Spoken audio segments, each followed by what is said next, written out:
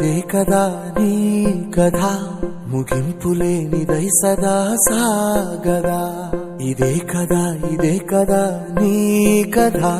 ముగింపులేనిదై సదా సాగదా నీ కంటి రెప్పలంచున మనస్సు నిండి పొంగిన ఓ నీటి బిందువే కదా నువ్వెతుకుతున్న సంపద ఒక్కొక్క జ్ఞాపకానికి 100 ఏళ్ల ఆయువుందిగా ఇంకెన్ని ముందు వేచనో అవన్నీ వెతుకుతూ పదా